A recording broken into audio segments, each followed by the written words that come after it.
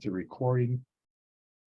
And then I'm going to introduce somebody who has been in a lot of our meetings, and you folks have probably heard from him. Maury Kosh is here with us, and he's going to explain everything there is to know about the intent. He's got a background, a huge background in sales. So he's going to explain it better than any of us could. And I'm hoping to actually learn something from him too. So today we're going to let Maury take over and introduce us to intent. And he's been doing this longer than I have. I've been doing 25 years of this, and Maury's been doing his sales for much longer than that even, I think. But I'm going to turn it over to him now, and I think that Arthur is back, so we should all be ready, and the recording is going. Get your pens and pencils, and take it away, Maury. Hey, well, welcome everybody. I'm going to attempt to share one slide, because it's the only slide I'm going to show today. This is new for me, so bear with me while I try sharing. Screen share. And click on the one that has that picture. Yeah, I'm trying to find it. Sometimes you have to select all. You go, oh, there it is over there. Is that showing up now? It's trying. Okay. It's probably, oh, there it is. There you go. Perfect. So everybody can see that okay? You bet. Those are going to be our talking points. So the first thing I'm going to ask you today is take off your seller's hat and put on your buyer's hat, because you need to feel what it feels like to be a buyer when they're exposed to marketing thrown at them. You can be, I can tell you what it feels like to jump out of an airplane and free fall and open a parachute, or you can feel it. So if you put on your buyer's hat, you'll be able to feel and understand better what this process is all about. So basically, it's back to a subject Thomas has talked about a lot of times, which is keyword research, and that's where it's all based. But with keyword research, you have to understand people don't automatically jump to buying with credit card in hand. They typically go through a process to get to through awareness, consideration, and decision process. Now, I'm sure all of you have bought something in the past recently. And how many of you have woken up and just knew that you were going to buy whatever that item was, and you knew exactly how much, what type, what size, what cost, and everything else is? Give me a 1 in the chat if you guys buy that way. And give me a 2 if you do your research in advance to find out what's available, you know, what model, what shape, size, color, all those different things before you make your decision.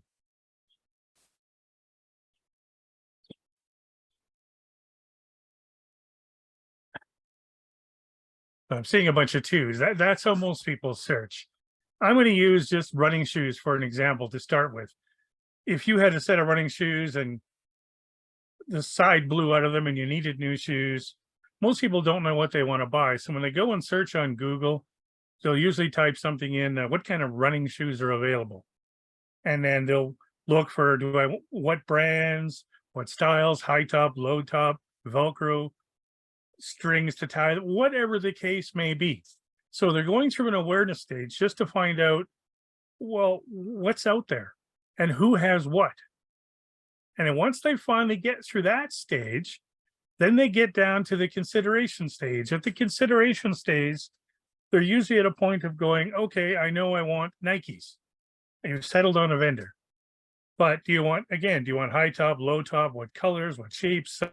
Do you want lights in the heels? Do you want those, I know they call them bounces. I don't know all the different kinds of running shoes, but you go through all that phase to and narrow down the vendor.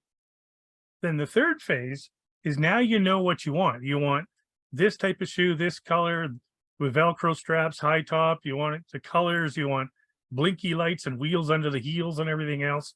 And at that point, now you've got a credit card in hand and you're going, I know what I want. Now the question is, who do I want it from? That's when people will start landing on websites looking at what does this person offer in price or value or whatever the case may be. This is where Amazon gets a lot of the traffic, because Amazon has so many different vendors selling the same thing. You're able to look and see who can get me the best price, right? So in your website, you have to really consider these three things, especially when you're writing content. Because if you're writing content for awareness, but your keywords are targeted at buyers and they land on awareness content, you're going to get a high bounce rate because buyers are past awareness and vice versa. If you're doing buyer content and awareness people are landing on that content, then they're not going to buy because they're already aware. So how you search for keywords is so important in that regard. So when you're searching for keywords, volume is only one factor. Just because it's high volume doesn't mean it's necessarily a buyer volume. It could be an awareness volume, or it could be a consideration volume of keywords. If you see a low volume, but you see a high cost of the keyword to buy, like in Google Ads, there's a very good chance that's a buyer intent keyword, which is why people are bidding so high on the cost of that keyword. And that's what makes it so valuable. Now, don't disregard any of these things. They're all important. But keep in mind that it's the decision commercial buyer intent traffic that's the people that are going to have their credit cards in hand that are ready to buy. Does that all make sense to everybody? Give me a one if I made sense, two if I'm not clear.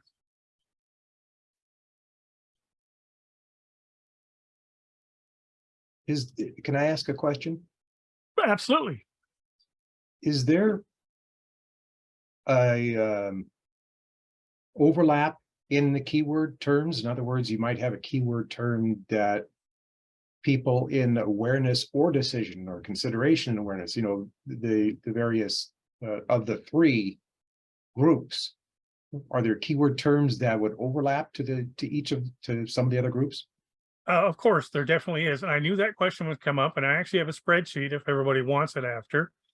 And I have 50, not exact keywords, but enough of the keywords that you can build buyer intent keywords by using the framework that I have in it, that have all been tested in PPC ads of people that typically will use these frameworks of keywords when they're ready to buy. So that'll help you decipher between awareness, consideration, and decision. Those 50 frameworks for keywords that I have are all decision-based keywords. So it'll help you understand what you're looking for when you're doing your keywords. So, and Thomas, you can unmute everybody if you want to. If they have other questions, I don't have a problem with them asking questions. So if you think about this too, so when you're building a website, if you think about this, this helps you understand how you write your content, but also helps you with the design of your website, because you're going to have different silos in your website for the different places, and how you're going to leave a breadcrumb for people to visit your website to pass through your content to get them to where you want to go. So when they land, if you're writing content for awareness, then you might want to link them down to consideration, because once you make them aware, the next logical step is to let them consider. And the third logical step, of course, is you want them to go down to a buying decision, right? So when you build out websites, this is all important too, how you silo out a website in your content. If you mix them all together, it's confusing for buyers because they're not necessarily in all three stages at once. They're typically only in two, but as Thomas said, awareness and consideration can often overlap. But consideration, awareness, and decision don't usually overlap. Most people that are in decision are already decided what they want and they know what they're going to buy. And now it's just a matter of who and how much that they want to spend to buy it, right?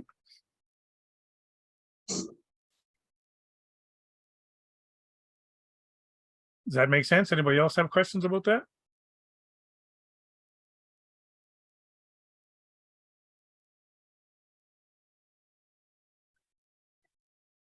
Okay, Thomas. Yeah, I can attach a spreadsheet after. I think Amber's trying to ask a question, but I did hit unmute on everybody, but if they didn't. Thank you. So I actually do have a question. So kind of when you went through the first couple of stages, like awareness of like what you want and then consideration and who you're going to buy from. So I guess my question is just being it. E-commerce is new to me. I've been brick and mortar a long time, right? So when you get to the stages of a buyer journey when it comes to e-com, right? in structuring like any of my, emails from a social, just a click-through rate, I guess. Mhm. I would imagine some of it would kind of be the same with my website as well. So I guess from going through those stages and structuring like the content, the awareness and the consideration, like awareness of who we are as a brand, right? Consideration for why you want to buy from me, awesome. But the decision, right? Like once you've made a decision, I guess I'm kind of confused as to why you are you saying like you would structure that from top to bottom, awareness to consideration to decision? Because I guess my question is like if I picked a pair of tennis shoes, I know my size, and now I just want to know like who I'm gonna buy from.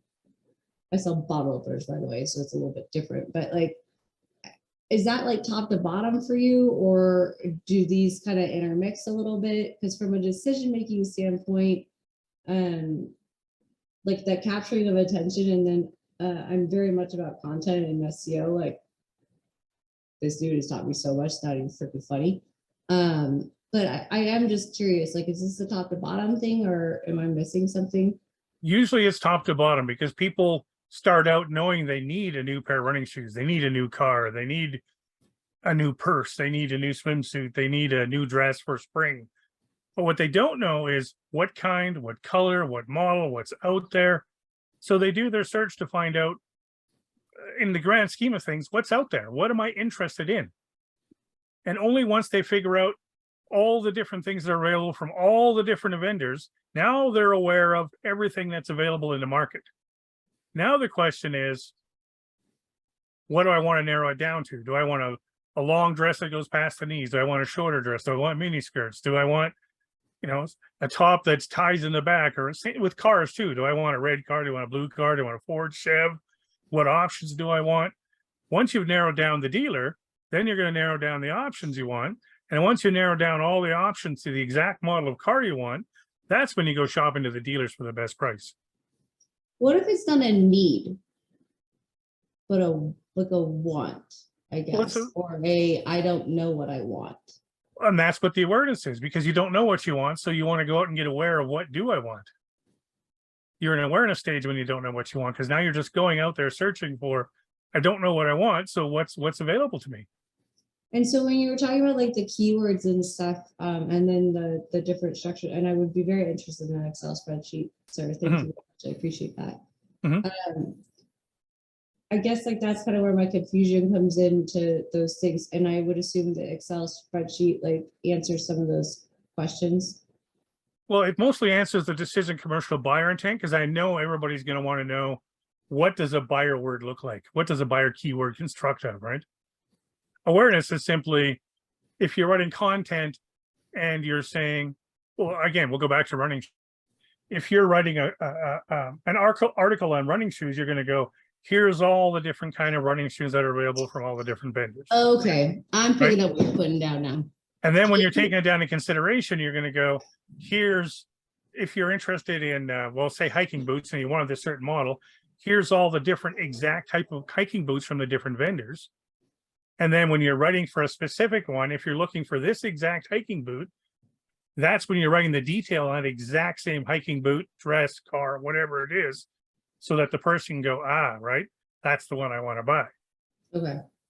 Because that now, when you're down to the decision commercial buyer intent, Thomas hears me say this a lot, that's when people are at the, I want my problem solved point. Here's my problem, fix it. And here's my credit card, make it happen. But they're not at that stage. Yeah, and most people want to be there, want their buyers to be there, right? But it takes time to get there. Very few buyers are there right away. Most people go first through that awareness stage, the way I talked about, right? Yeah. And then they'll narrow it down to the few vendors that have what they're looking for, and then they'll finally narrow it down to the exact vendor, make, model, shape, color, size, everything that they want to buy. And that's when they got their credit card out and they're going, now the only question is, who am I buying it from? Okay, that makes sense. And that's when you're going to write your article to say, here's why you want to buy from me, because this is the value I provide and how I'm going to solve your problem and make whatever frustration and pain you're having go away. Cool. Where if you target somebody with that specific of an article when they're in awareness stage, they're just going to bounce because that's not where their head's at. Their brain is not ready to buy. They're still going, well, you're hitting with this Mercedes car with all these options. I don't even know if I want a Mercedes yet. So a confused mind doesn't buy, they just leave. Okay, that makes sense. Thank So- you, I appreciate you. Yeah, even in an e-commerce site, you set it up the same way. Like if you're selling all these products, if all you're doing is shoving all your products in someone's face, Yeah. they're not ready to buy because they're not even sure what they want to buy yet, to your question, right? So that's where you want to kind of take them through an awareness stage of here's what's available, depending on what's keyword that they landed on your site to search for, right?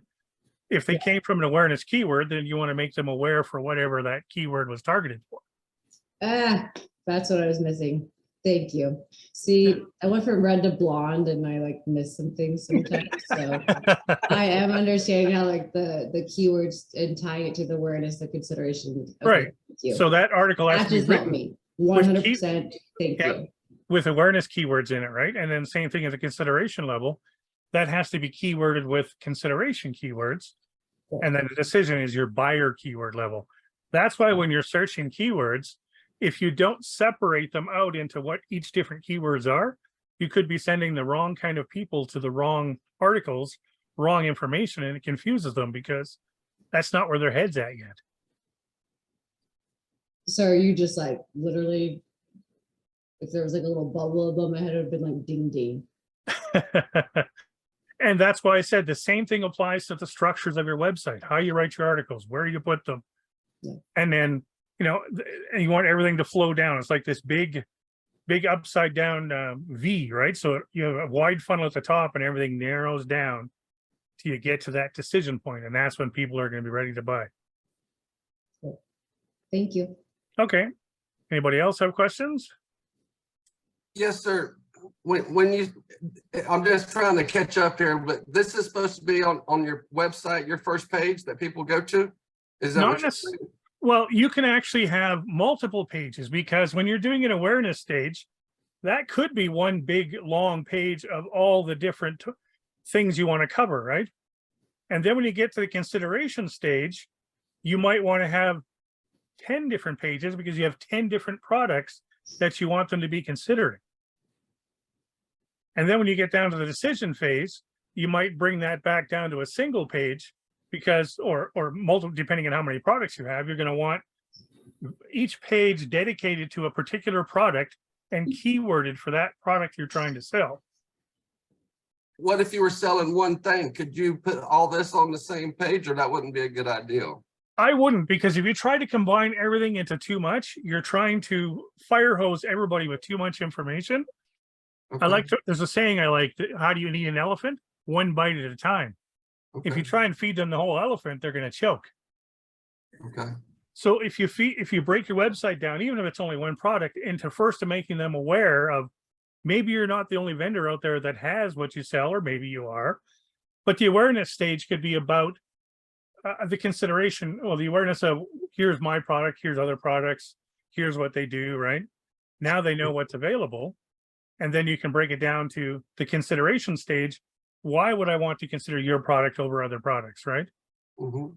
And then when you get down to the decision stage, that's when you're telling them, here's the problem I know you're having. Let's say, let's say your tires on your car, you want the black walls to be shiny.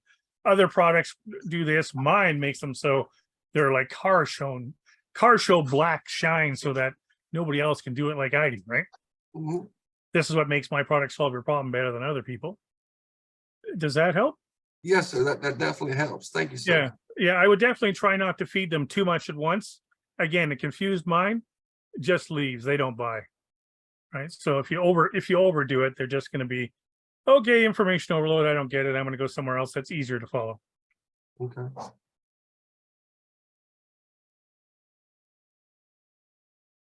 Anybody else? Does that all make sense?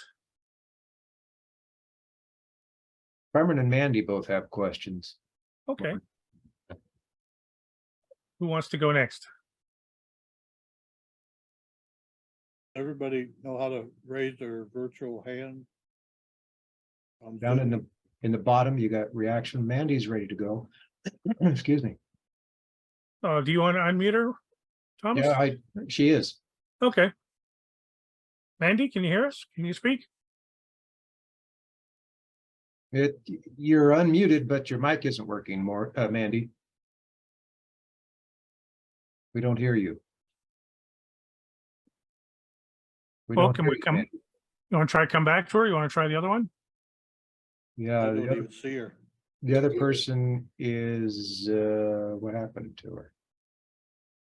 Me, Carmen? Oh, there she is. Yeah. Okay. Hey, Carmen. Oh, I was just commenting or question comment. That's when having a blog is very useful, right? Because then you can write articles depending on where the awareness stage or the stage of the journey stage is, correct? Absolutely. And I mean, with your awareness stage, that's probably where you're going to do most of your blogging. And then, like say, you bring them down, and basically you're laying breadcrumbs, trying to bring them down through to the buyer's decisions, so they'll buy from you, right? That's the beauty of blogging, is then you're creating lots of content for your site. You're putting in the keywords. You're making people aware. What you're trying to do is make them branded to you. So when they think of whatever it is you sell, or if it comes up in conversation, that your name and your brand is synonymous with whatever it is you sell. That's what I like to call it's called a mere exposure effect. When you show something enough times to people, they start to think it becomes familiar. That's why you'll see retargeting, or big advertisers are constantly pounding you. Like, you ever, like, when you think of craft dinner, whoever thinks of macaroni without calling it craft dinner? Like, that's how much branding is done, right? Like, Kleenex is a brand name, tissue is a product, but if you say, everybody thinks Kleenex, right? Skidoo did the same thing. Coca-Cola, how many people go into the bar and say, I want a generic pop? They ask for Coke or Pepsi, because they've been so branded with those products, right? And that's what you can do with your blogging, is you can use it to brand people to you. If you're prolific enough, people will always remember you. They just can't help themselves because they've seen you everywhere all the time, and you just become this synonymous with whatever it is that your product is, right? So yeah, that's a great way to go. That's where blogging really comes in handy. And not to mention, I should mention too, that when you're writing, though, topical relevance, when you're linking these things together, Google has switched away from just keywords and has really weighted topical relevance to be an authority part of when you're writing content. So if your articles aren't related, Google's going to get confused and go, why do you have running shoes linked to cars? That doesn't make sense, right? And if somebody else has staggered theirs from, here's the 40 different brands of running shoes, to here's the certain kind of running shoes, to here's this type of running shoe, and they're all linked together, focusing down to your buyer intent, Google will see the topical relevance of all those articles, and they will give you a higher ranking than somebody that hasn't linked it that way, hasn't laid the breadcrumbs to show the path down to where your buyer intent is. That's the future of Google. They're really, really stressing relevance. They're trying to make things easy for people that use their product to understand and to be able to follow the process. So when you blog, yeah, if you're going to link them together, it's very important that they're relevant. So if you're going to blog about shoes, keep that into its own silo. So if you sell more than one product, build a new silo for the next product. Don't mix the two silos together. That confuses Google. And so if you have 10 products, build 10 silos of products and build your products down that way so that they're all linked. And don't cross-link all those different products together because they're not related. Just link with keywords the products that are related within your articles. Does Mandy, that make sense? Interesting, yes. Mandy, you want to try it again? See if your mic is working? Still not working. Well, Yeah. she could type it out, worst case scenario, Thomas, then you can read it out.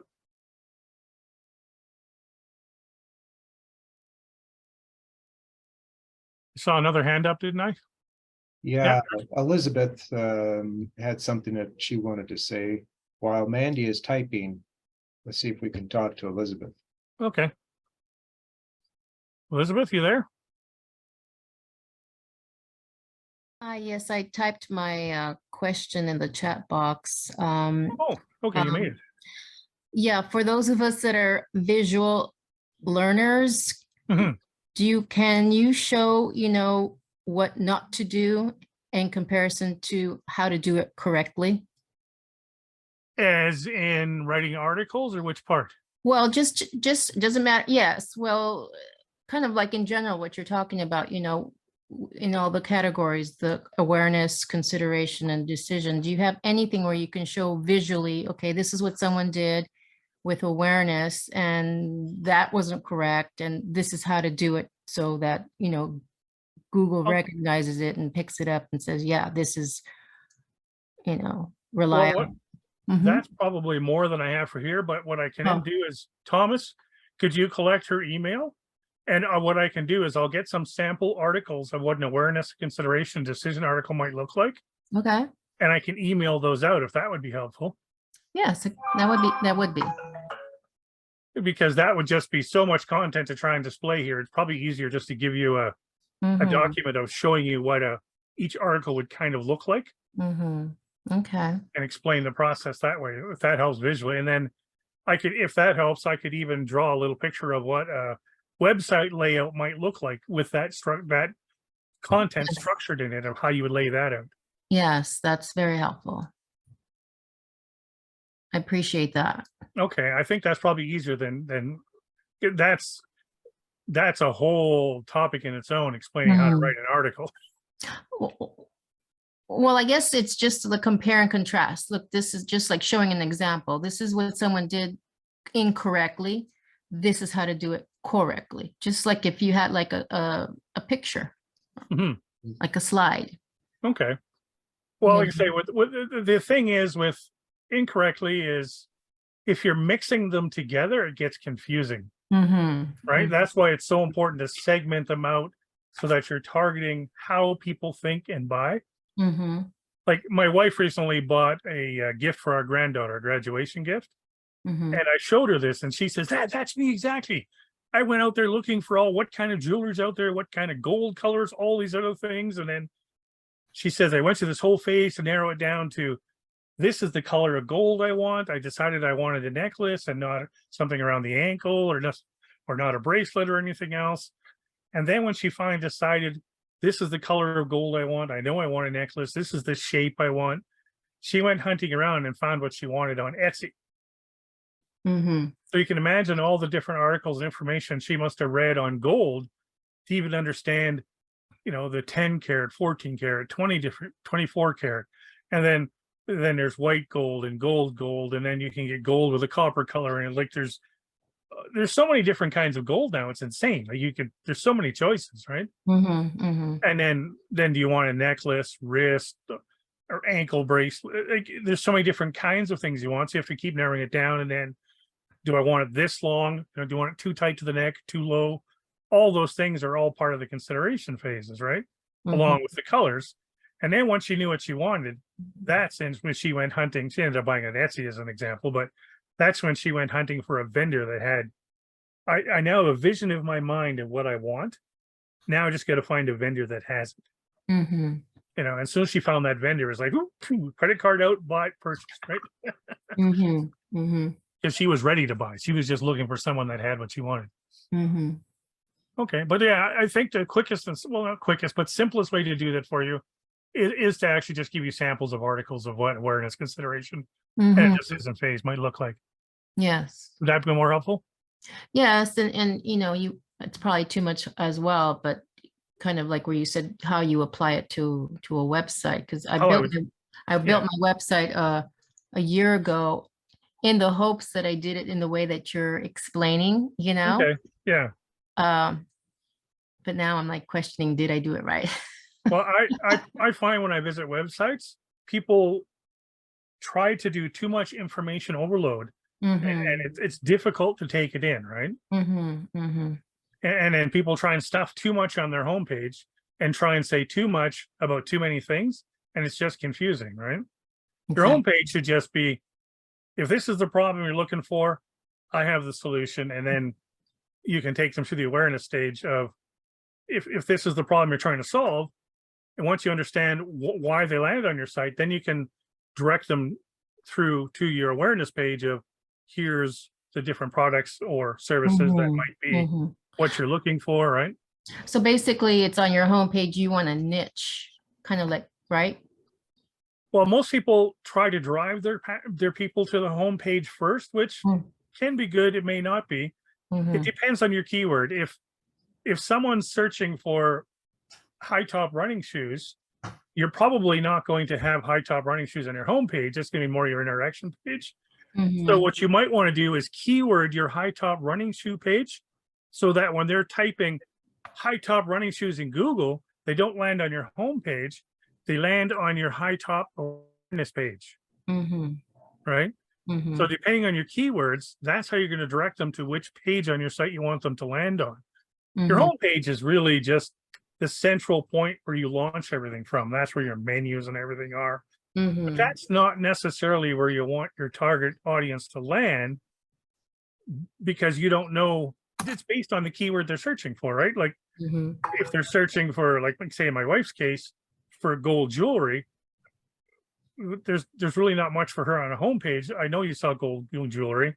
What I want to know is what kind of gold jewelry is available. So I want to send you to my gold jewelry page. This is really important with e-commerce because you're selling 25 different products. And this is one of the challenges I see on e-commerce is when you land on an e-commerce homepage. Oh my God, they always have 25, 50, 75, 100 products on there. And then I'm only interested in one kind of product. The other 9 don't make any sense to me. Why am I on this page with 99 products, right? Where if somebody had keyworded it right, and then I said I was looking for high top running shoes, and I landed on your silo of high top running shoes on your e-commerce site, and that's all I've seen, that would make more sense to me than seeing 99 other products that I'm not interested in. That kind of makes sense? Yes. Otherwise, I'm just confused by this overwhelm of all this other stuff that, why am I seeing this? Mhm, It has nothing to do with running shoes. mhm. Thank you. Yep. Maury Mandy finally got her question into chat. You want to read? Okay. it? That's actually a really good question. Sure. Fire away. She's saying, okay, I have a question about the terminology you're using. I see you use the words awareness, consideration, and decision.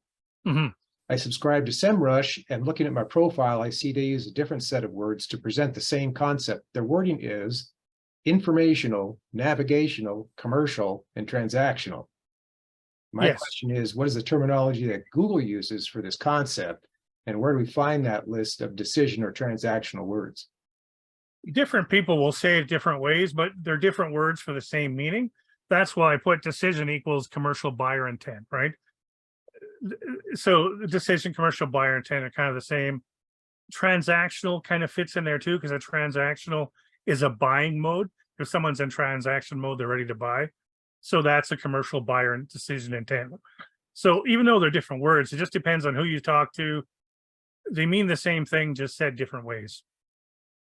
So I don't know. There's no one's right, no one's wrong. It's like in English language, you have different words to mean the same thing. And that's all this is. It's just a different word for saying the same thing. So SEMrush, they're saying the same thing I am. They're just using a different word to say the same information.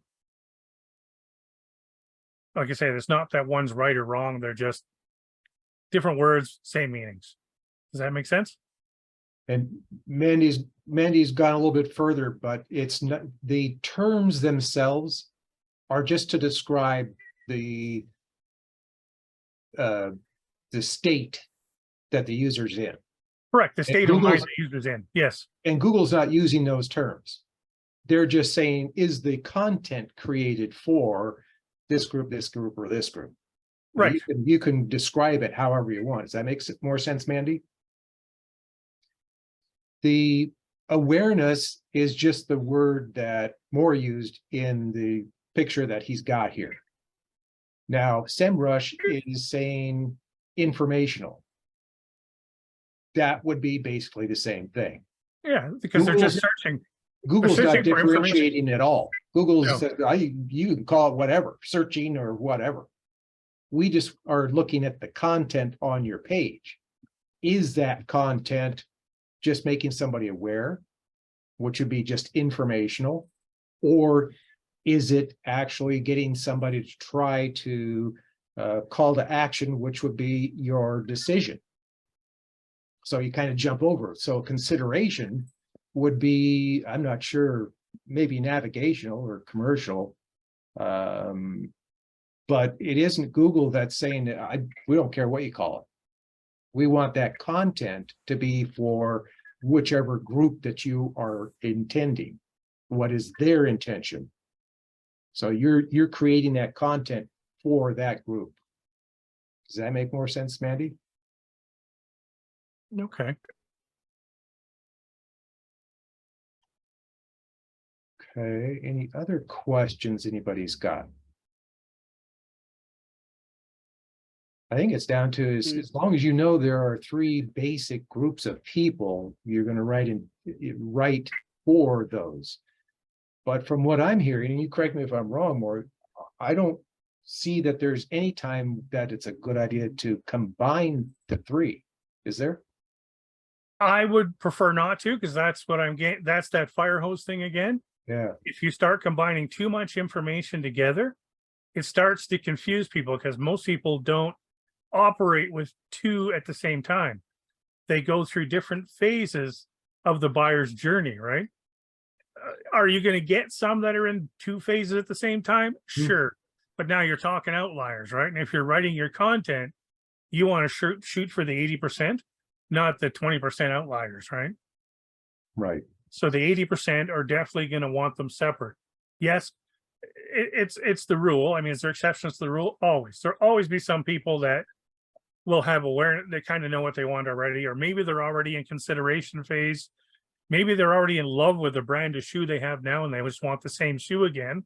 So they're automatically in decision buyer intent because they already know what they want, right? But again, those are outliers. More often than not, they're going to go through the whole phase from the beginning.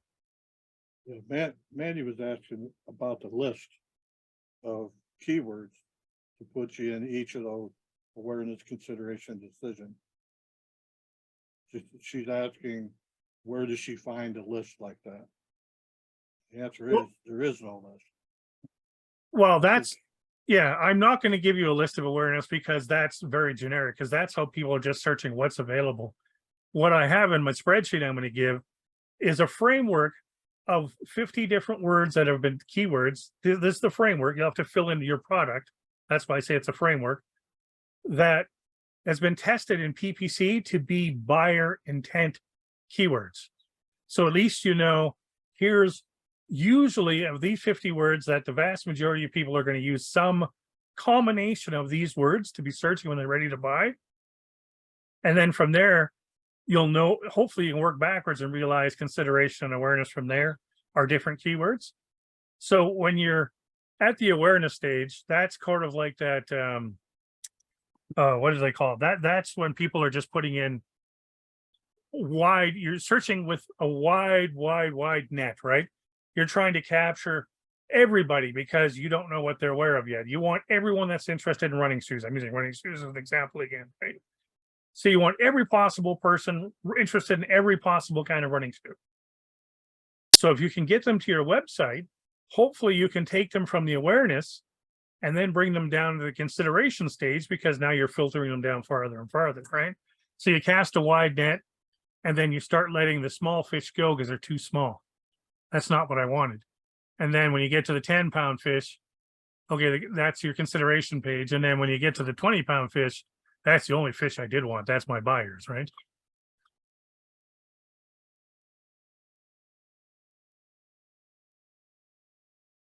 That kind of makes sense? Yeah. Yeah. I think that this is a lot of information for everybody, and I see it on Yeah. their faces. It's like, I'm not sure if I get this or not. But it's the same thing when you go to Google AdWords. That's when you're searching for keywords.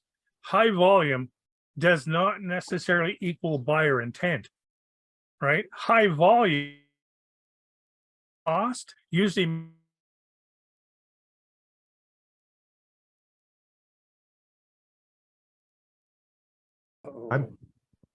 I'm here, are you? I'm here. I think costs we start lost- to go up. Why would somebody pay more for a keyword? Because there's a better chance someone's ready to buy. Yeah, we lost you there for a minute, Maury. Yeah, I saw my internet connection's unstable. So like when you're in Google, when you're in AdWords searching for keywords, high volume but low cost usually means that's awareness or probably consideration stage because they're not ready to buy. As the volume decreases and the cost of keyword goes up, there's the only reason someone's going to pay more for keywords is they're making sales.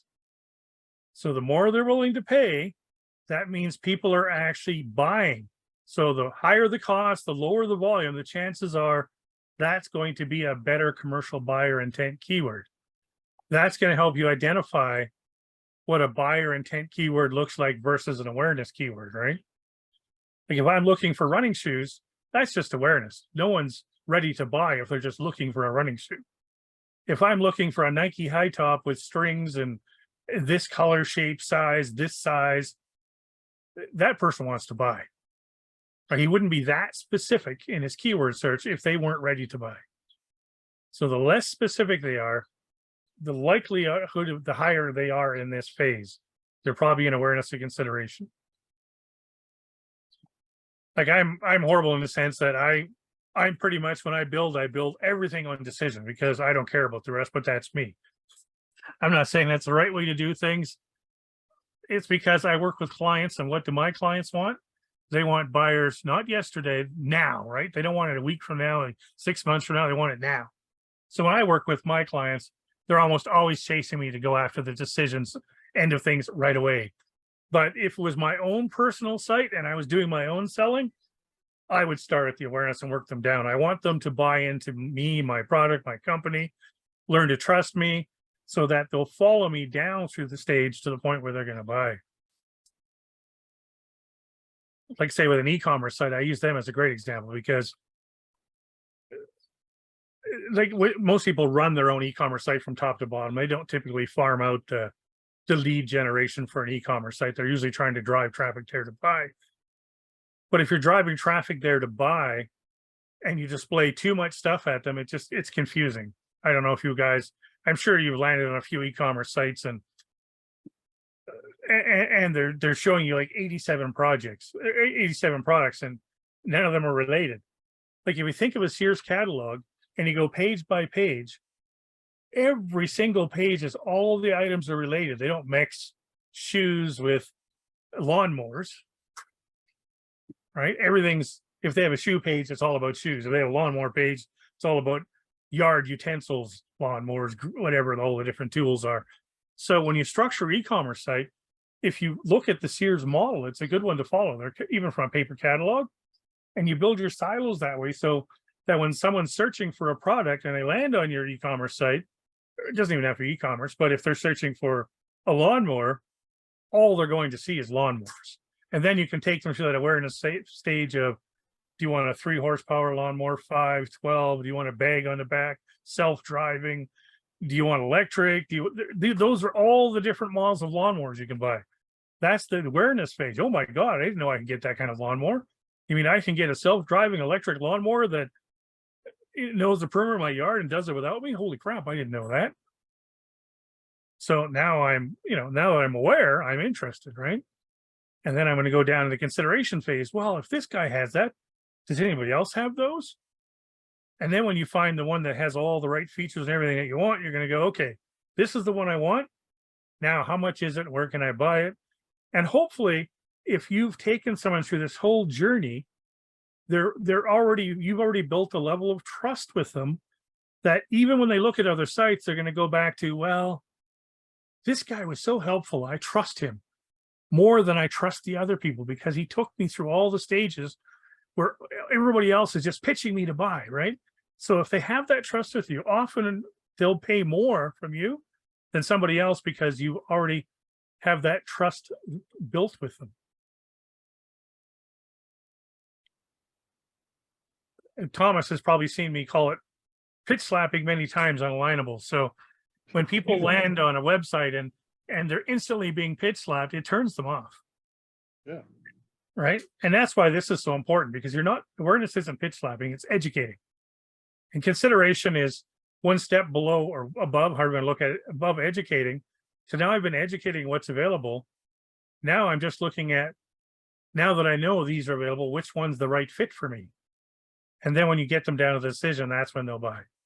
So if you educate and they're more likely to attach themselves to you as a trusted authority than someone that's just pitch slapping them right out of the gate. So then that's the site owner's opportunity to write well enough that you're really explaining it well and answering all the questions. Yes. Yeah, if they trust you, then they're going to buy from you. Like I'll pay, if I go out and shopping, I know personally, I will buy from somebody that I trust and pay more money than a vendor that I Mhm. don't know, and I don't know for sure what I'm going to get. Is the service going to be there if I get it? They offer me like roofing, your lifetime warranty. Well, you've been in business 3 years and you're offering a lifetime warranty.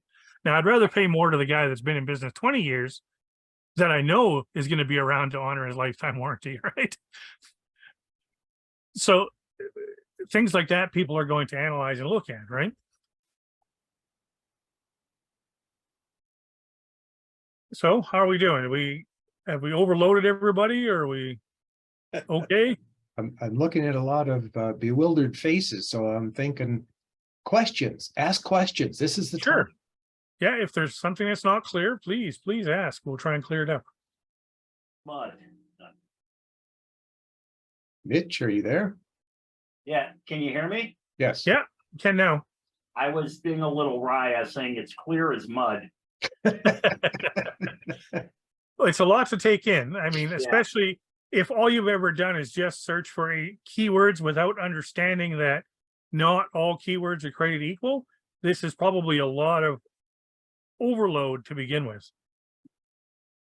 It's refining. I think this is a good time to have had it, even though this information's been around forever. I think now more than ever, because of the changes that Google's making, this is imperative, because you're going to write your content differently than you might have or we have before, because pretty much it's been, well, I'm going to write the content for this page. Now it's down to, wait, you're going to have a page to make everybody aware, to describe, it's an informational page with links to consideration. And then when they're considering, okay, I see all these different products, and then it's call to action on that page to go to a specific product. And that's apparently what Google's looking for now, more than just keywords. So when you're combining them, now you're doing exactly what Google is wanting everybody to do. The fewer people who do it are going to say, well, I can't make it work. Yes, because you're not getting anywhere with Google. It's sitting down and going, okay, I got to rethink the process. So you're adding pages to your site. From an SEO perspective, if you structure your site the way this done and you interlink it properly and keep things segmented the way they should be and with topical relevance, you can actually take the first page of Google without a single external link. Just because your topical relevance and interlinking is done so well, Google sees you as the authority on whatever that product is you're selling or products. And then if other sites are more scattered or not as topical relevance, because Google is trying to make the experience for their people better, they're going to give you a higher weighting because yours is actually giving better content to the user. So while external links are still valuable, your internal linking and structure is becoming far more important these days. And your topical relevance is starting to take a much heavier weight than just external linking.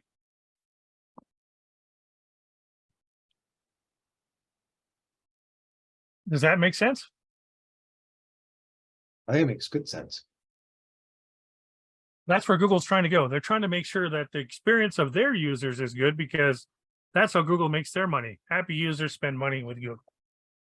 They buy, they click on advertising links and things like that, right? So like the buyer intent keywords, the spreadsheet I'm going to give to people, the reason I say that's PPC, because when you go to PPC, nobody's going through awareness and consideration. With PPC, it's straight for the throat. It's all about buyer intent. Because if you're paying money, you want buyers. So and I'm giving you the spreadsheet and seeing those keywords, because that'll help you identify what a buyer intent keyword looks like. So then I'm not, and it doesn't cover everything. It's a framework of 50 different ones that have been proven to work in PPC. Is there going to be more? Of course, but at least from there you have a baseline to work from of what a buyer intent keyword would look like versus one that's not, right? Like I said, as an example, you say looking for a running shoe is very much awareness. Looking for a Nike running shoe, you've already narrowed it down to what kind. And then when you narrow it down, I'm looking for this make, model, style, color, everything else Nike running shoe, I'm ready to buy. So that's would be how a buyer would go through the journey. So if you structure your articles that way and you link it accordingly, then you're following the buyer's journey, and Google will read that and go, oh, they get it. They understand how my buyers typically do things, because Google's all about data, right? So Google doesn't, maybe Google doesn't use these exact words, but they understand the flow of how people shop. They track everything. Looking at their faces, I'm thinking, how many people have a question that they can't formulate because they're just not clear? Anybody? How many people are having a question about what I just asked? Well, I'm just, They're all so quiet. my wonder is if Sure. it's just so much information overload. If they're like me, I'm an introvert, I have to process before I can think of what questions I need to ask. I'm not very good at coming up with questions on the fly. So here's my offer. If you have questions, if Thomas wouldn't mind being the gateway, if you know, later today or tomorrow you go, oh my God, I have a question I should have asked, because that's me. I would have thought of it a day later. Thomas can funnel them to me and I'll answer them. I'll try and answer them the best I can if that helps. Because I know that's my fine. personality. Yeah. Yeah, I'm not a, I don't often ask questions instantly like that. I need to digest and come up with them. I'll ask a real quick question. I mean, what you're discussing is really the concept of sales funnels, correct? There's different levels of sales funnels based on what the user is looking for. Sure, you could call it that, because everything's a funnel, right? Right, but like when you get into like Salesforce or like CRM, where you're trying to manage where the person is, right, where your lead is, it comes down to funnels. Absolutely, same thing, right? Like that's what I do as sales. Is that's what a CRM is all about. You want to track exactly where the headspace of your prospect is, right? Because what you don't want to do is start pitching him when he's still in awareness stage, because he's going to ghost you in a heartbeat, right? Because you're pitch slapping them, right? And if they're still considering, again, you don't want to start hitting them with pitch slaps when they're considering. Again, they'll ghost you because they're not there yet. Pitch slap. I call it that because how often do you go there and the first thing someone does is vomit their product all over you before they even found out if you had a problem? Well, I'm all about running shoes. Well, I don't wear running shoes. Well, I don't So care, because- buy my product anyway. yeah, exactly. That's what I call a pitch slap, right? And I'm just like, well, did you even ask if I liked running shoes? No, but you started vomiting running shoes all over me. Well, guess what? I'm out of here, right? Which CRM do you use, or would you recommend it? I like HubSpot because it's small, it's easy, it's free to begin with. You can grow into it if you get bigger. There's quite a few others out there that people like. There's some more elaborate ones that if you do your own marketing, I'm trying to think of, there's a couple of them out there that if you buy the higher levels will actually tag marketing on top of just the CRM. I mean, I don't use complicated CRMs because I use it mostly just to put prospect information in them. I do marketing as a completely separate away from my sales, where some people try and do both together. And I see a lot of CRMs do that. They try and combine the two processes into one. I don't do that. It doesn't work well for me. That's my personality. What's that? What do you sell? What is your product? I build, well, my background was in sales. Now, my favorite client is realtors. And what I do is I fill their sales pipeline with listing appointments. So I don't sell them leads. They check their calendar and go, oh my God, I have a listing appointment today to go to close the deal. So I go out and I actually qualify the lead to the point where they're interested in listing their house for sale. So all the realtor has to do is show up and go, prove to them, I'm the realtor you should list with. So I just take that whole prospecting burden and trying to get an appointment with users out of their hands. Do you like, are you a scheduler? I take it far beyond that because I apply my sales ability to them too. I also, first I vet them to find out, can you sell? Because if you can't sell, sending you listing appointments is pointless. You're just going to burn them, right? Right. The second part of it is I actually have an entire process that I teach them if they don't know how, is how to talk to prospects, what to say, how to get them interested. I teach them how to sell if they want to take them on as a client. If they can't pass my first process, which is doing a mock close with me as the client or them as the realtor and try and get my listing appointment, if they can't pass that, I have a couple sales trainers. I tell them that here's 2 sales trainers I love. You can go and train with one of them, and then you can come back and try again. And until you can pass muster and me feel that you can actually close deals at a rate that I find acceptable, then I can't work with them, right? It's otherwise they're just burning appointments. It's not worth it. It's a two-way street, right? What's your website? What is your business there? My website is, are you looking for my realtor stuff, you mean? Yeah, whatever you do. Well, my site is P as in Peter, B as in Bob, M as in Mark, G as in Gary.com.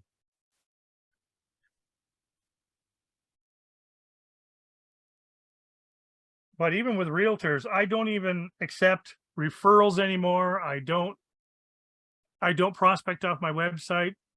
I've been through all that process. And one of the challenges I found, and I've talked to Thomas about this, if I let them come to me, and this relates to this too, in your keywords, is I would end up having to vet hundreds of realtors to find one.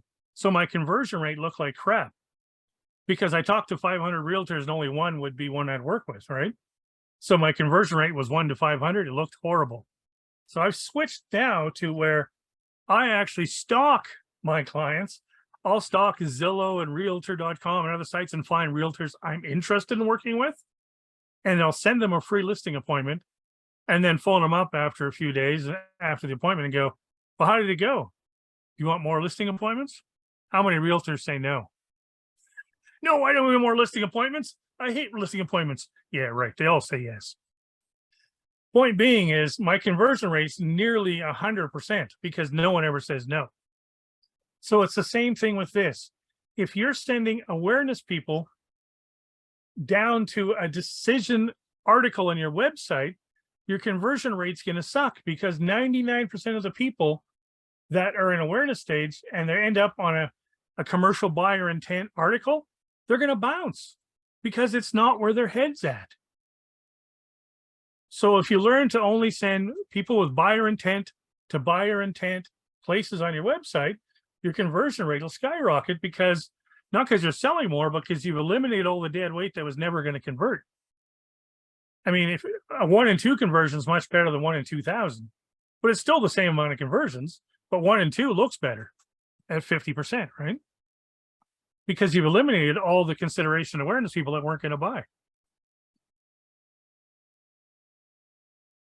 And then if you're not spending all your time weeding out awareness and consideration people, you can spend more time focusing on finding the right people with the right keywords and sending them to the right page to buy. That's why I love PPC so much myself, is because I focus and target on people that are ready to buy so that when they land on the webpage landing pages I want them to land on, they're getting the right information at the right time for the right reason. So I get good conversion rates. Would it be correct to say, kind of in a nutshell, that if you have the 3 pages identifying or set for each of the 3 different groups, that's satisfying whoever comes to the site, depending on how you set the links up, but you can literally take somebody who's in the awareness stage through the consideration and to the decision Exactly. in the time that they are on your site. Absolutely. That is the goal if they're that far along, right? Or at the very least, even if they go to somebody else's site, if your awareness is better than somebody else's, there's a higher probability they're going to come back to you and continue the journey. So the whole goal is to hook them in early with good content so that you become the trusted authority. And if you can make yourself the trusted authority at the awareness stage, then you've got your hooks into them far deeper than anybody else, right? So the only way you're going to get beat out is if they go to somebody else has better awareness than you. Well, they're going to beat you out. But once they get to consideration, getting them from consideration to buying is a lot easier. But to get them to go from awareness, consideration, and decision all in the same visit is very difficult because people, like I said, even me, I have to digest information for a day. I don't necessarily, it might be 24 hours later, I'll be going, oh my God, I wish I would have asked that. And I didn't think of it, right? So when somebody's in awareness, they could be a day, a week, a month before they move to consideration. Just because I need a new car doesn't mean I'm going to go buy one today. Think of house buyers. House buyers think even 6 months in advance, they might start thinking about buying a house, but they're not going to buy one for 6 months to a year. So just because they're in awareness stage doesn't necessarily mean they're going to flow through quickly. What you want to do is hook that house buyer at the awareness stage of going, oh my God, this guy's so information so good. When I get farther down, I'm going to come back here and read more, right? And if it's written well, you're going to see it in your analytics. People are going to Yes. sit on that page and they're going to read that information. Well, not to mention then word of mouth goes to work for you because people are going to tell their friends, oh, if you're thinking of buying a house, this is the site you got to go and see, right? Right. Right. Then that Yeah. kind of stuff goes to work for you. Yep, and then that's how you end up getting backlinks to your website. Sure, because then they're going to go, somebody else will go, this article's so awesome. I'm going to put a link from my site back to you because that article's where you need to go, right? Yeah. So yeah, the value, how your content is written is critical. And back to, while we're on the subject quickly, the AI stuff for, I call it for, I like it for tier 2 and tier 3, which is another story. But for tier 1, when you're writing for human consumption and you're actually trying to write quality content, AI tends to write things based on mathematical equations. And it tends to be much too factual for me. And it doesn't hook into people the way that it's not conversational like normal people would be. Like one of the things I tell people is when I read elevator pitches, especially, one of my favorite questions is that how you talk to your friend? Well, no. Well, everyone that's coming to your website, you have to treat them like friends and talk to them like they're like your friend, right? Not like they're some robotic machine, right? So, and I see that far too often is that's how people write. And that's how AI writes. If you look at it, it's very fact-based. Boom, boom, boom, boom, boom, right? And people don't buy on fact, they buy on feelings. And when you go ride in a car, it's like, ooh, that seat feels nice. I love the feel of the leather. It's not like, whoa, it's 3/4 inch thick cowhide. And it's like, and it's made from certain brand of cow. Nobody talks about that kind of stuff. They talk about how it feels and stuff, right? That's where people are at. And so you have to talk to them that way, not in the fact of, my running shoe is built with this quality of material and stuff like. That's not what they want to hear. They want to hear that when I'm running, my feet don't hurt anymore. It's, I don't get blisters on my toes or whatever. That's what they care about. They don't care about the fact that they care about the comfort of the shoe. It's a completely different way of writing, and people have to realize that you have to write like you're talking to a friend. I find that's the most important thing. So go talk to a friend and then think to yourself and write, but talk to them about an article. Because if you're talking to a friend about an article you're going to write, you're going to talk to them like a friend, not like a prospect. And then make notes of how you talk to them and write that way. That's a great way to find out if you're writing for too much trying to sell or if it's more informational then, right? Because your friend's not going to sit there and listen to you cite logic after logic after. They're just going to go, yeah, buddy, enough, right? Your friend's not going to lie to you.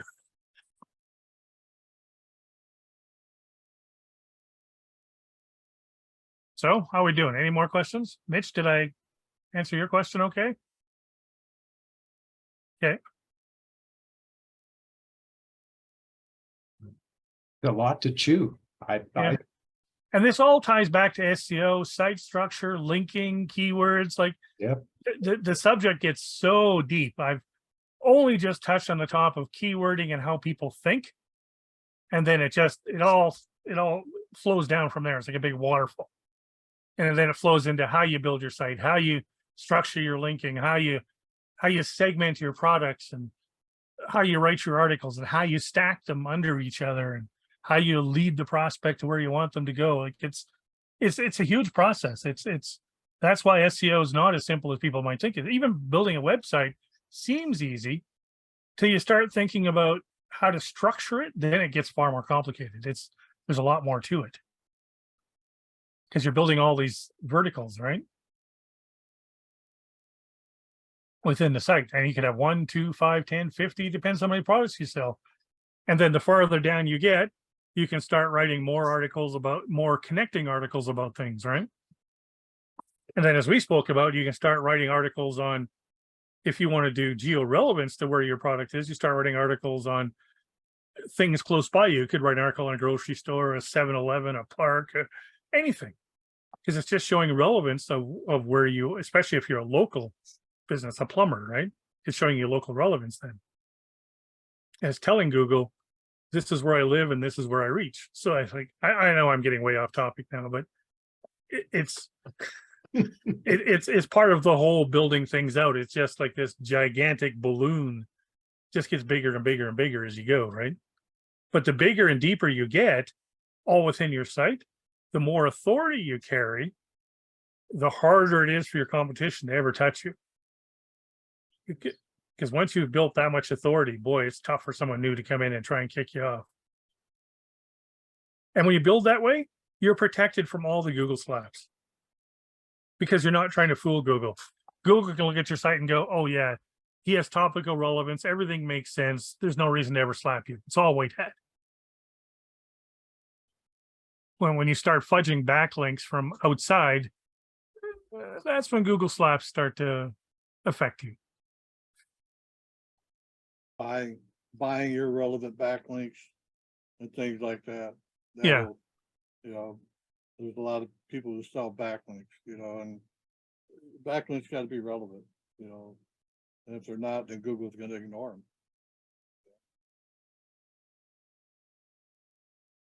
Another subject is duplicate content, but I mean, you look at a site like McDonald's, nobody's ever going to kick McDonald's off the top, right? But look at their sites. Their duplicate content is massive, but what they have is that whole gigantic triangle I told you about and spread out across the whole nation. That's why sites like McDonald's, like Microsoft, and those guys have so much authority. There's no budging them, right? Yelp is another one that comes up a lot. They've built all those silos out, and they just own their markets. Well, I think that we've got a lot to chew. And the Excel sheet that you have, Yeah. You do that however you want, and I can be the middleman if you want to do that. Do you want me to do it that way, or do you want me to just post it in the chat here? Oh, if you've got it ready to go, then yeah. I know a couple people left that said that they wanted it. Well, would it be easier just to, okay, how would we do that? Could you post it in a link under the replay of the YouTube video, or can I post it under there? If I make a comment under a YouTube video, can I post a link under it? Yeah, I guess that could work. Because if I put it there, then people can go to the replay and they can get everything they want right from the replay. Well, of course, the video will be there, so it'll be a replay. I was thinking about the link though. Well, I would just post the link in the comments. Okay. I'll go to your replay video and I'll make a comment under the video and I'll post the links. I'll give if anybody wants this spreadsheet, I'll post the link to this or this PowerPoint, and I'll post a link to the spreadsheet and they can grab them both. Okay. Or would people rather me post it into the link now? The option, I can do both. I can do it now if you want. Post it in the chat now for us. Maureen. Okay. Thank you. Let me go fetch it and then. I think it's probably going to be best to do both, because I know we're missing at least 2 people that wanted it, maybe even 3 that had to leave. Well, I'll do both, but we'll post it in the chat here first, and then we can go from there, right? Yeah, I like that idea that you had about putting it in there with the video too. Yeah. Are we sharing what's on the screen now, the stages? We are, you're not. I'll I'm post that sorry, link. Thomas, are you sharing? Remember my last message to you, my friend? You want that picture that he's got up there? Is that what you're asking? Yes, sir. You have to talk to Maury about that. Oh, is that Maurice? Oh, the slide? I'm going to share them both. Okay. Thank you, sir. As soon as I figure out how to get back to the chat here, I've got my Zoom in a weird state because I'm doing a presentation. Click on the view and then what's it say? Get out of the full screen, exit the full screen, and then click on chat down below. I don't even have that. I have 4 buttons. I'm not sure how I got into the state I'm in. View should have, if you click on view, you'll be able to exit full screen. And then at the bottom of your screen, you'll see chat. And if you click on the chat, it'll add it to the side.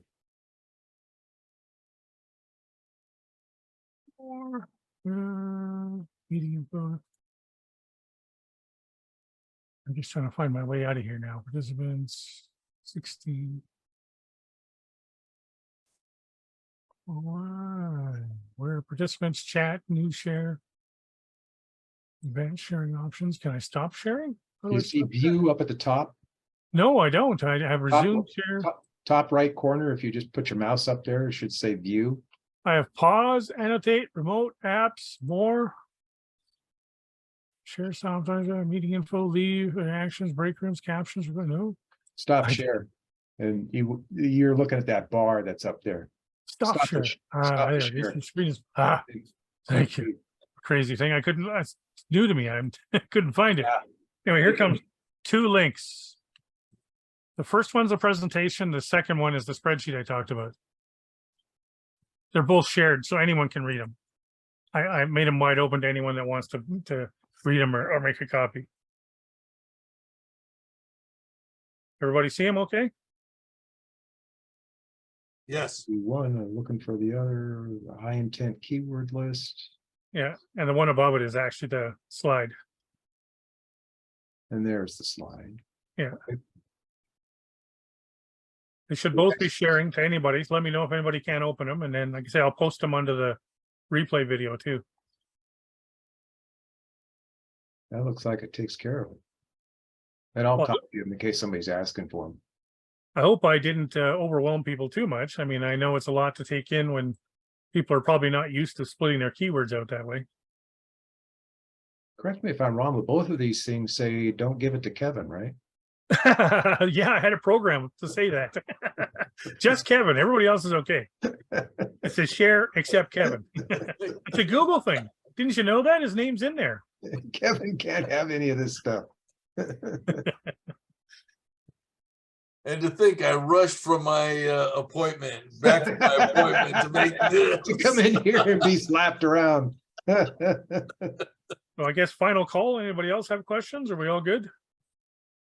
Yeah, if you could just repeat the whole thing, Maury, since I missed. It's called watch the video. Watch the video video will do that. replay in YouTube. Yeah. Speaking of which, does everybody know how to get to the videos in YouTube? You know, I post it in the group all the time. Why don't you put it in chat? Well, if I did that, Geez, you know, everybody would know. It's a shame that you got to lead this guy, you know, to get him to do some stuff for us, you know. I'll draw a little picture of a website siloed site with what it would look roughly like with articles in it too, and I'll link that in there too. Okay. Just so people have an idea of what a siloed website would look like with all the different verticals of how the keywords would flow. I drew it out. Well, actually, I know Art wanted. I drew it out for someone else that never came to see it, so it's handy. I already have it done, but they never came back to see it. So, but I still have it, so I'll post it. Thanks, Mitch. Yeah, thank you, Mitch. It's a lot to mow over, but I've got some good ideas. I think I've got it down, what it needs to be. Well, it makes you think that, wow, I got to separate all this stuff out. Yeah, like the key thing is, remember, is not to information overload people with too much stuff all on one page, especially if you start mixing the three together. It's that's just not how the human mind thinks and works. So you're saying don't do that? No, don't mix it all together. It all has to be siloed out into its own categories. Like, you weren't here to hear, but like I'm saying, you don't, like with an e-commerce site, you don't put running shoes and lawnmowers and hairbrushes all on the same page, because people look at it and go, what do they have to do with each other? I came here for lawnmowers. What do I care about hairbrushes and everything else? It just confuses them. They don't get it. So I just want to clarify, my friend. So Yeah. you don't want to build like your homepage, like base it on the awareness stage and then migrate right into, oh, I forgot the second one, It consideration doesn't make any stage. difference, but no. No, that's too much information overload. Yeah. Okay, so we'd set the consideration up on another page. How do you get them a click to action or a call to action? By using consideration keywords. So when they're typing a consideration keyword in Google and they find your site, they're not finding your homepage. They're finding the page on your website that's the consideration for that particular product you want them to consider or service. This will make more sense when you start from the beginning on the video, Kevin. Because most people don't care about your homepage, because that's just all about, most people write that to be all about me. I'm Kevin. I'm the greatest. I sell phones. No one gives a shit. They want to know, I have this problem. I'm sorry, I'm picking on you, Kevin, but right. So I'm typing in keywords like, I need a new telephone system, right? But that's the first phase. They just know they want a new telephone system. So you want to send them not to your homepage, but to an awareness page of, here's all the different kinds of phone systems you can get. Oh, I didn't know these kinds even existed. Right. And then once they start narrowing down, okay. And of course, you'll have more than one brand of phone system, right? So No. then when they, well, I'm just saying, if you do, you may have, right? Or maybe you different vendors you buy phone systems from. Then they might decide, okay, I really like this Cisco phone. So now they're in the second phase of, but what features can I get for the Cisco phone? What all can it do? What are all the different options? What colors can I get? Like, do I want all these? Once they figure out all those things to the point where they know, I want this phone and this color with this buttons, with this options, when they're at that point, they're ready to buy. That's when they want to jump to the last phase, which is, I've got my credit card in hand. This guy has been kind enough to educate me on what phone systems are available, which model of phone system from this vendor that I should buy. Now I know what I want to buy. Boom, away I go, right? And like I said, that doesn't happen overnight, necessarily all in one day. I have short circuit. I made it very short, but that's the flow that people go through. Okay. And when they're doing that awareness stage, they may not just look at your website. They may look at 5 other websites to see who else has phone systems. What do they have available? But the key is to make sure that your content is better than everybody else's, so that they see you as the specialist versus the general practitioner. Because if they see you as the specialist, they're going to trust you more than a general practitioner.